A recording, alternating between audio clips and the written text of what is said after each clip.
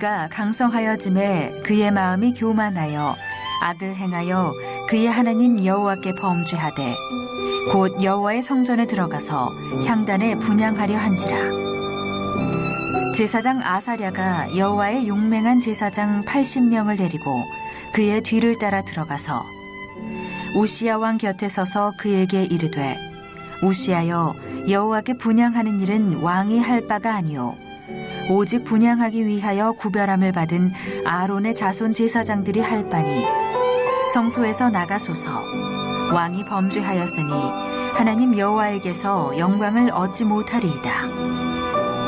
우시야가 손으로 향로를 잡고 분향하려 하다가 화를 내니 그가 제사장에게 화를 낼 때에 여호와의 전안 향단 곁 제사장들 앞에서 그의 이마에 나병이 생긴지라. 대제사장 아사랴와 모든 제사장이 왕의 이마에 나병이 생겼음을 보고 성전에서 급히 쫓아내고 여호와께서 치심으로 왕도 속히 나가니라. 우시야 왕이 죽는 날까지 나병 환자가 되었고 나병 환자가 되매 여호와의 전에서 끊어져 별궁에 살았으므로 그의 아들 요담이 왕궁을 관리하며 백성을 다스렸더라. 우시야의 남은 시종 행적은 아모스의 아들 선지자 이사야가 기록하였더라. 우시야가 그의 조상들과 함께 누움에 그는 나병 환자라 하여 왕들의 묘실에 접한 땅 곧 그의 조상들의 곁에 장사하니라. 그의 아들 요담이 대신하여 왕이 되니라.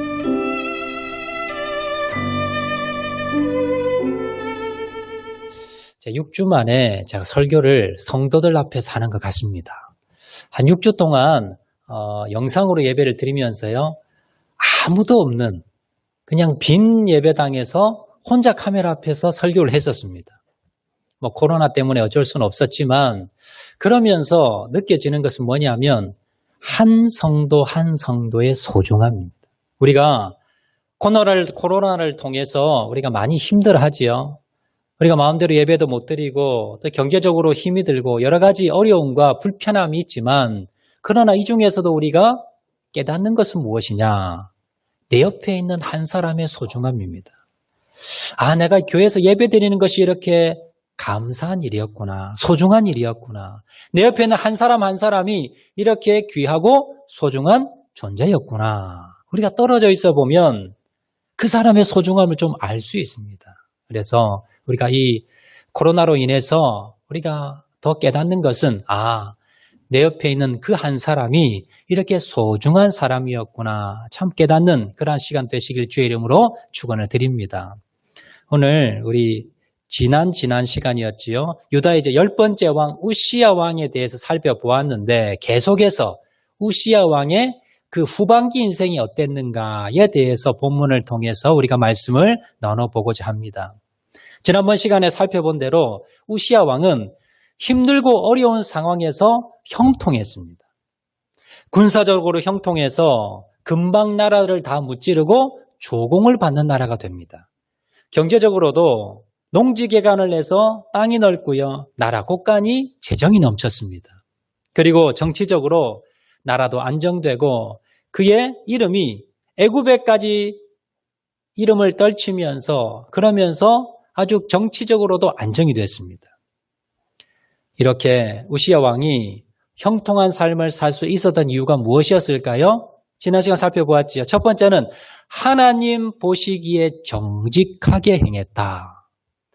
정직하게 행했다는 것은 도덕적으로 거짓말을 하지 않았다는 것이 아니라 그가 하나님 보시기에 믿음으로 행했다는 겁니다. 우상 숭배하지 아니하고 하나님만을 의지하고 하나님께 기도하고 하나님 바라보고 그렇게 믿음 생활 잘했다는 겁니다. 두 번째는요. 주의 종과 함께 했습니다. 항상 그는 하나님의 말씀을 전하는 자를 가까이 합니다. 그리고 존경합니다. 그리고 잘 따랐습니다. 이것이 바로 우시야가 형통할 수 있었던 이유였습니다. 세 번째는요. 그는 하나님께 간구 기도했습니다. 그가 하나님 앞에 간구하고 기도하고 나아갈 때 하나님께서 그가 필요한 것들마다 주셨고 지혜를 주셨고 형통함을 허락해 주셨다라는 겁니다. 자, 그렇게 잘 나갔던 우시야 왕인데 오늘 본문에 보시면 우시야 왕의 말년은 좀 비참합니다. 오늘 보면 21절 말씀 보시면 그의 말년을 이렇게 기록합니다. 우시야 왕이 죽는 날까지 나병 환자가 되었고 나병 환자가 되매 여호와의 전에서 끊어져 별궁에 살았으므로 그의 아들 요담이 왕궁을 관리하며 백성을 다스렸더라. 자, 이렇게 잘 나가고 형통하고 하나님의 복을 많이 받았던 우시야 왕이 말년에 어떻습니까? 무슨 병이 들었다고요? 나병. 문둥병입니다. 오늘날에도 문둥병은 치료가 안 됩니다. 자, 그 당시는 하나님께 저주받은 병으로 육체적으로도 힘들고 정신적으로, 영적으로 아주 힘들었던 그런 병이 바로 나병이었는데 죽을 때까지 나병이 걸렸고 나병 걸린 사람은 부정하다고 하여서 열조의 묘실에도 왕족이 들어가는 묘실에도 들어가지 못하는 그러한 뭡니까? 비참한 말로가 되었다는 겁니다. 우시야 왕이 왜 이렇게 됐는가? 오늘 본문에 보시면 이렇게 된 한 사건을 기록하고 있습니다. 자, 어느 날이었습니다. 우시야 왕이 잘 나가게 되자 그가 교만에 빠지게 됩니다. 교만에 빠진 왕은 어느 날 하나님의 성전에 들어가서 내가 분향하겠다라고 선포를 하고는 그리고는 성전으로 가게 됩니다. 그 당시 제사장이었던 아사랴 제사장이 80명의 제사장들을 데리고 왕 앞에 막아섭니다. 그리고는 이렇게 이야기합니다. 오늘 본문 18절 말씀입니다. 오늘 18절 말씀 보시면 이렇게 기록합니다. 우시야 왕 곁에 서서 그에게 이르되 우시야여 여호와께 분향하는 일은 왕이 할 바가 아니요 오직 분향하기 위하여 구별함을 받은 아론의 자손 제사장들이 할 바니 성수에서 나가소서. 왕이 범죄하였으니 하나님 여호와에게서 영광을 얻지 못하리이다.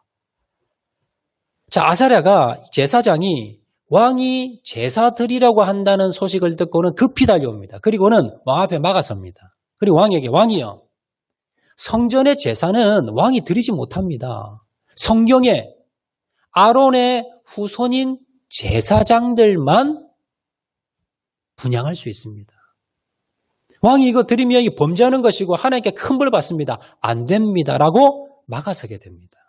자, 그런데 이때 이 말을 들은 우시야 왕이 어떻게 행동하느냐? 분노했다고 기록합니다. 화가 났다고 이야기합니다. 화가 나서 야 감히 네가 왕 앞에 나에게 이래라 저래라 네가 뭔데 이 고얀 놈라고 하면서 노발대발했다는 겁니다. 그런데 하나님께서 그 모습을 보시고 우시야를 징계를 하셔서 그 자리에 이마에 나병이 생겼고 온몸으로 퍼져나가서 죽을 때까지 나병 환자가 됩니다. 자, 이 나병 환자가 되자 이게 전염성이 강하지요. 그래서 왕궁에 있지 못하고 어디로 갑니까? 별궁으로 갑니다. 오늘날로 말하면요. 격리 조치된 왕이 격리 조치되니까 나라는 누가 다스립니까? 자기 아들이 다스립니다. 왕이 살아있는데 왕은 격리 조치되니까 아들이 나라를 다스리고 그리고 죽을 때까지 나병이 낫지 않아서 그냥 나병든 채로 나중에 말년을 쓸쓸하게 격리 조치되면서 죽게 되고요. 무덤도 뭡니까? 열조 왕들의 묘실에 들어가지 못하는 그런 뭡니까? 불행한 왕으로 그 인생을 마감하게 됩니다. 자, 오늘 우리가 이 우시야 왕이 그렇게 형통하고 그렇게 정직했던 믿음 좋았던 우시야 왕이 왜 이렇게 무너졌는가? 왜 이렇게 어처구니 없이 하나님께 벌을 받아서 나병이 들어서 비참한 말로가 그 인생이 이런 인생이 될 수밖에 없었는가? 그 이유를 우리가 살펴보면서 우리 인생을 한번 돌아보는 시간을 가지고자 합니다. 자, 우시야 왕은 왜 하나님께 버림받고 나병이 들게 되었을까요? 첫 번째는요. 그 이유 첫 번째는 그의 마음이 교만해졌기 때문이다라고 성경 기록을 합니다. 자, 오늘 본문 16절 말씀 한 번 더 보시면요. 16절 이렇게 기록합니다. 그가 강성하여짐에 그의 마음이 교만하여 악을 행하여 그의 하나님 여호와께 범죄하되 곧 여호와의 성전에 들어가서 향단에 분향하려 한지라. 그가 강성하여짐에 그의 마음이 교만하여 라고 기록하지요. 오늘 본문을 보면서 제가 묵상을 하면서 이런 생각이 들었습니다. 왜 우시야 왕이 성전에서 자기가 분향하려 했을까? 왜냐하면 성전에서 분향하는 건 누가 하는 겁니까? 제사장이 하는 겁니다. 이걸 몰랐을까요? 아닙니다. 알고 있습니다. 그런데 왕이 얼마나 일이 많습니까? 국사도 보아야 되고 나라도 다스려야 되고 국방도 튼튼하게 해야 되고 여러 가지 일이 많습니다. 제사 지내는 건 왕이 안 해도 됩니다. 누구 시킵니까? 제사장에게. 자, 하나님께 분향 좀 하세요. 예배 드리세요. 집행하세요. 라고 하면서 분향하세요 하면서 제사장에게 명령하면 됩니다. 그런데 왜 이 바쁜 왕이 직접 성전에 가서 자기가 분향하려 했을까요? 그 이유는 무엇일까요? 성전에 제사장들이 분향하는데 그게 내 마음에 안 드는 겁니다. 좀 내 마음에 이 우시야 왕이 좀 예배를 좀 이렇게 분향을 좀 이렇게 했으면 좋겠다. 좀 제사장이 좀 제대로 똑바로 좀 잘했으면 좋겠는데 자기 눈에 안 차는 겁니다. 봤을 때 부족해 보이는 겁니다. 좀 답답해 보이는 겁니다. 그래서 좀 이렇게 저렇게 해보세요 했는데 안 되는 거예요. 그러니까 답답한 나머지 어떻게 합니까? 내가 직접 하겠다.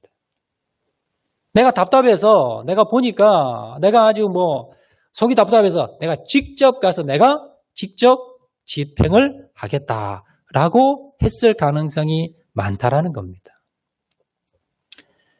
그런데 이 소식을 듣고 아사랴 제사장이 아무리 자기가 부족하고 아무리 내가 왕의 마음에 들지 않는다 하더라도 이건 성경에 하나님께서 하지 말라고 하는 겁니다. 왕은 절대로 분향을 할 수가 없습니다. 그래서 80명의 제사장을 이끌고 왕 앞에 막아선 겁니다. 우시야 왕은 왜 이런 행동을 했을까요? 그가 강성하여짐에 그 마음이 교만했다. 그가 잘 나가고 그가 형통하고 그가 높은 지위에 오르자 잘 나가게 되자 그 마음에 교만함이 들어오니까 다른 사람을 어떻게 봅니까? 눈 아래로 보는 겁니다. 다른 사람을 아주 뭡니까? 무시해버리는 겁니다. 여러분 교만이 뭘까요? 나는 잘났고 다른 사람은 뭡니까? 부족하다는 겁니다. 다른 사람은 내 아래로 보는 겁니다. 이것이 교만함입니다. 근데 사람이 어떻습니까? 보통요. 좀 가진 것도 없고 배운 것도 없고 내세울 것도 없으면 보통 사람들이 대부분 겸손합니다. 자, 그런데 이상하게요. 좀 가지게 되고 출세하게 되고 잘 나가게 되고 성공하게 되면 목에 힘이 들어갑니다. 다른 사람들을 무시합니다. 그리고 다른 사람을 깔봅니다. 교만해집니다. 우시야 왕은요. 16살에 그가 일찍 왕이 됐습니다. 아버지가 일찍 죽고 16살에 일찍 왕이 되는데 16살에 여러분 나라를 잘 다스릴 수 있겠습니까? 아니지요. 아직 연륜적으로 나이적으로 나라를 다스릴 만한 그러한 나이가 안 됩니다. 그래서 우시야 왕은 어땠습니까? 겸손했습니다. 선배들의 말들, 신하들의 말들, 특별히 뭡니까? 선지자들의 말에 순종했습니다. 귀담아 들었습니다. 내가 부족하니까, 내가 나이가 어리니까, 내가 경험이 없으니까 하나님을 의지하고 주의 종들이 하나님의 말씀을 전할 때 잘 들었습니다. 순종했습니다. 하나님 말씀에 묵상하고 그리고 가장 먼저 하나님을 의지하고 매사에 하나님께 물어보고 그리고 겸손한 마음으로 나라를 잘 다스렸습니다. 이렇게 우시야가 초기에 정직하고 겸손한 사람이 될 수 있었던 결정적인 이유는 자기 옆에 영적 지도자가 한 명이 있었습니다. 누굽니까? 지난 시간 살펴본 스가랴 선지자입니다. 역대하 26장 5절 말씀 보시면 이렇게 기록합니다. 하나님의 묵시를 밝히 아는 스가랴가 사는 날에 하나님을 찾았고 그가 여호와를 찾을 동안에는 하나님이 형통하게 하셨더라. 이 스가랴가 16살에 왕이 되고는 그가 불안합니다. 내가 나를 다스릴지 모릅니다. 그때 누가 있었느냐? 옆에 선지자 스가랴 선지자가 있었습니다. 스가랴 선지자가 왕이요. 성경에 하나님께서 이렇게 하라고 하셨습니다. 그러면요. 겸손하게 그 말씀대로 순종했습니다. 무릎을 꿇고 그 말씀을 받았습니다. 그 말씀을 전해주었던 스가랴 선지자를 존경했습니다. 그랬을 때 그는 겸손해졌습니다.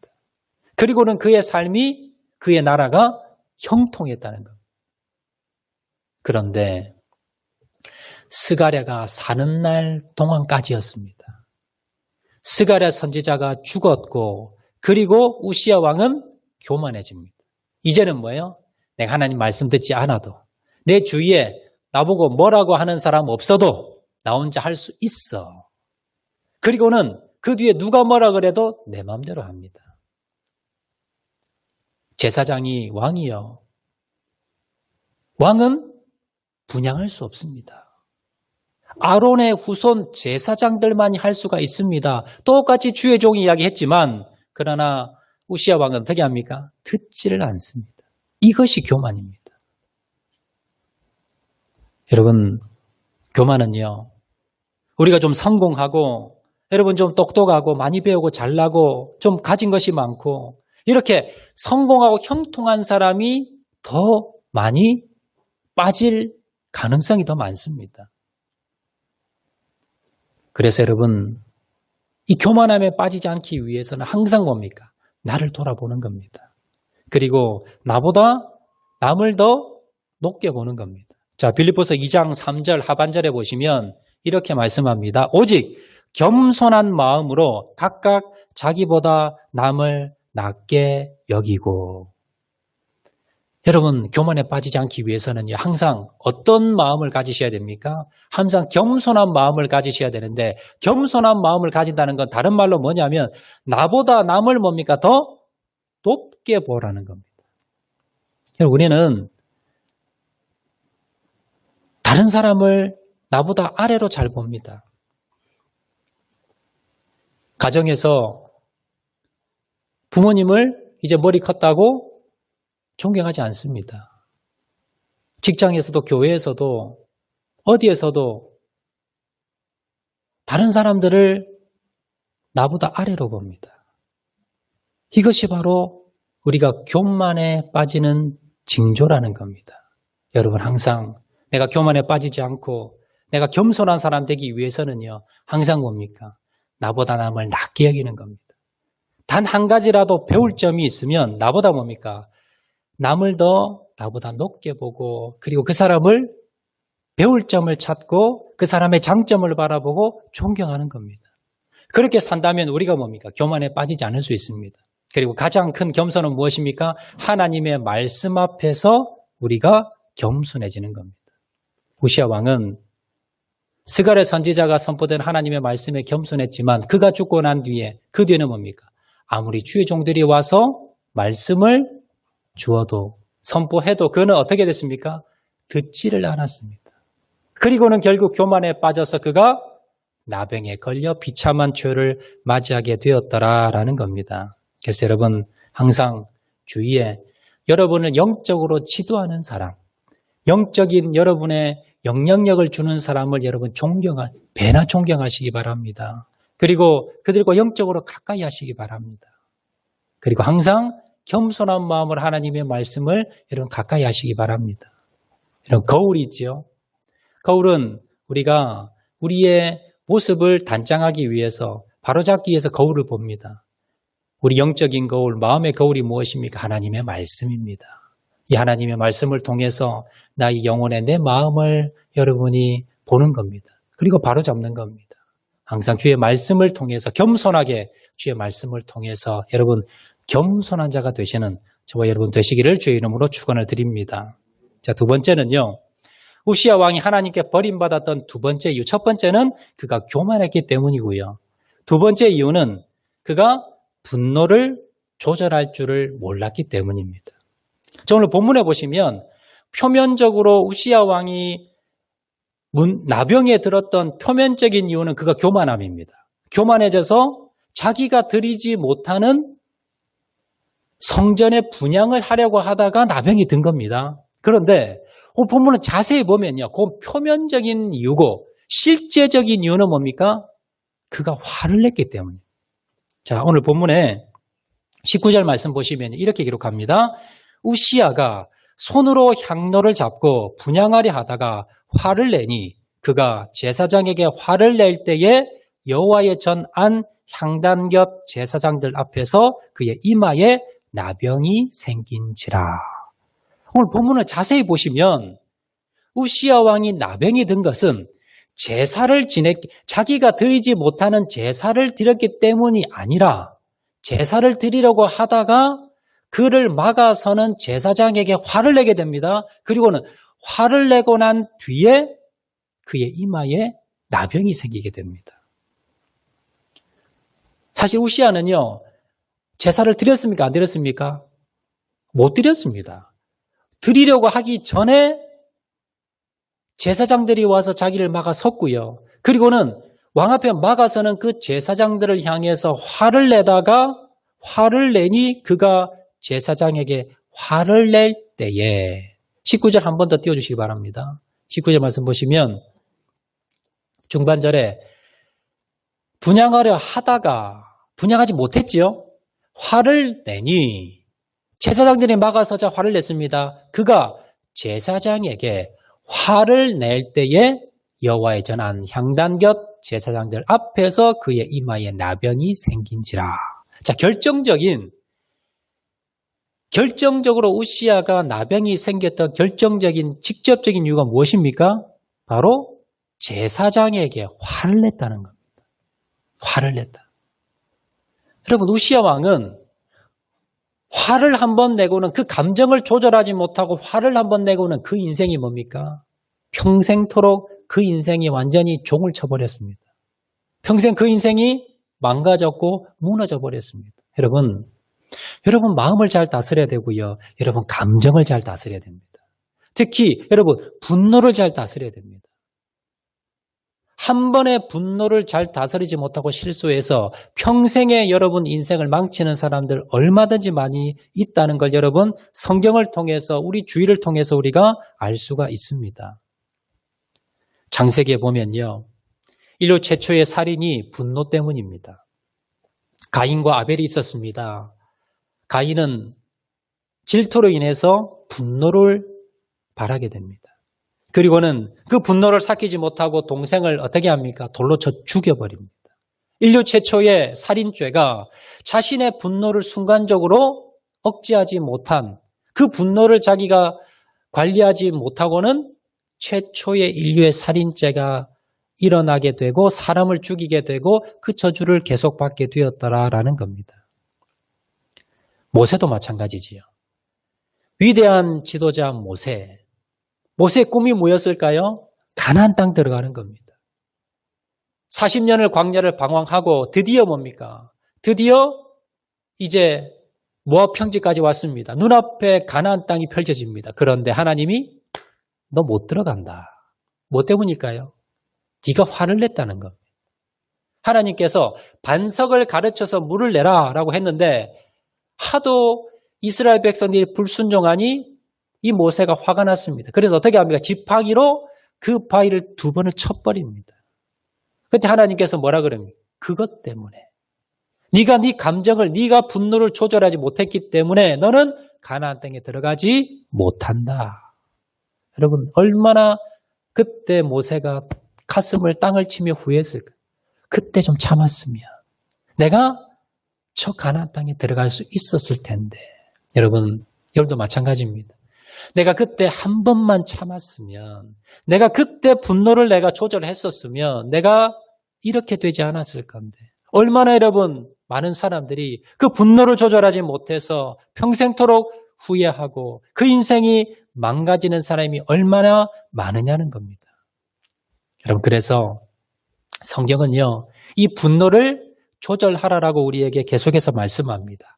에베소서 4장 26절, 27절 말씀 보시면요, 이렇게 기록합니다. 26절에 분을 내어도 죄를 짓지 말며 해가 지도록 분을 품지 말고 마귀에게 틈을 주지 말라. 자, 분을 여러분 왜 냅니까? 분을 내는 건 다른 상대편 때문입니다. 다른 사람이 나를 화나게 만드는 겁니다. 다른 사람이 어떤 잘못을 하고 어떤 일을 이상하게 하고 나에게 화나는 그런 말을 하고 화나는 행동을 하고 이런 것들 때문에 내가 화가 납니다. 분노가 납니다. 그런데 여러분 이렇게 분노가 나면 보통 어떻게 생각을 하냐면 우리가 거기에 대해서 내가 분노 내는 건 내가 잘못한 것이 아니라 저 사람이 그 원인 제공을 했기 때문에 나는 화내는 것이 합당하다라고 정당화를 시켜버립니다. 내가 이 화난 것, 분노하는 것을 내가 삭히고 없애려고 하는 것이 아니라 이런 상황이면 충분히 내가 화낼 수 있어. 저 사람이 잘못했고 상대편이 잘못했기 때문에 나는 뭡니까? 화내도 괜찮아. 라고 우리가 합리화를 시킨다는 겁니다. 그런데 여러분, 이 함정이 있습니다. 여러분, 상대편이 잘못해서 내가 화가 났다 하더라도 그 피해는 누가 당합니까? 고스란히 내가 당합니다. 성경에 나와 있습니다. 에베소서 4장 다시 한번 띄워주시겠습니까? 에베소서 4장 26절에 보면 분을 내어도 죄를 짓지 말며. 자, 분을 내면 어떤 결과가 발생하느냐? 내가 화를 내고 분을 내면 결과는 뭡니까? 내가 죄를 짓는다는 겁니다. 왜 죄를 짓게 됩니까? 27절에 마귀에게 틈을 주지 말라? 이 말은 뭡니까? 내가 분을 내면 마귀에게 틈을 준다는 거예요. 마귀가 나를 장악하게 되고요. 그리고 내가 뭡니까? 죄를 짓는다는 겁니다. 그럼 내가 분을 내면 결국 뭡니까? 누구 손해입니까? 나의 손은 내가 하나님께 죄를 짓게 되고 하나님께 뭡니까? 하나님 관계가 멀어지고 버림받게 됩니다. 그러면 사단은 어떻게 합니까? 우리를 화나게만 만들면 됩니다. 분노만 하게 만들면 되면 분노하면 나는 뭡니까? 사단의 노리개가 됩니다. 사단이 나를 장악합니다. 나는 어떻게 합니까? 죄를 짓는 겁니다. 그러면 하나님과 멀어지는 겁니다. 여러분, 죄를 지으면, 여러분 분노하면, 여러분 분노를 조절하지 못하면 결론적으로 뭡니까? 하나님께 버림받게 된다는 거예요. 그래서 여러분, 아무리 상대편이 나에게 죄를 화가 날 만한 그러한 원인을 제공한다 하더라도 여러분 어떻게 하셔야 됩니까? 분노를 조절하셔야 됩니다. 이렇게 이야기하시고 목사님 지금요 너무나 힘든 상황에서 내가 분노를 안 하려고 해도 열받을 수밖에 없습니다. 선거 끝나고 지금 열받는 사람 많으시고요. 또 코로나 때문에 열받는 사람 많습니다. 목사님 이 열받는 거 어떻게 합니까? 여러분 성경에 그 분노를 잘 조절했던 한 사람이 나오는데요. 모델이 나오는데 다윗입니다. 다윗은 억울하게 얼마나 많은 시간을 여러분 억울함을 당했습니까? 사울왕에게 쫓겨다니면서 너무너무나 여러분 어처구니 없는 화가 머리끝까지 치미는 그러한 일들을 그가 당했습니다. 그런데 다윗은요. 사울왕에게 복수하지 않습니다. 화를 내지 않습니다. 왜 그렇게 했을까요? 그는 나에게 화를 제공한 사람에게 맞대응하지 않고 어떻게 했습니까? 하나님께 나가서 기도합니다.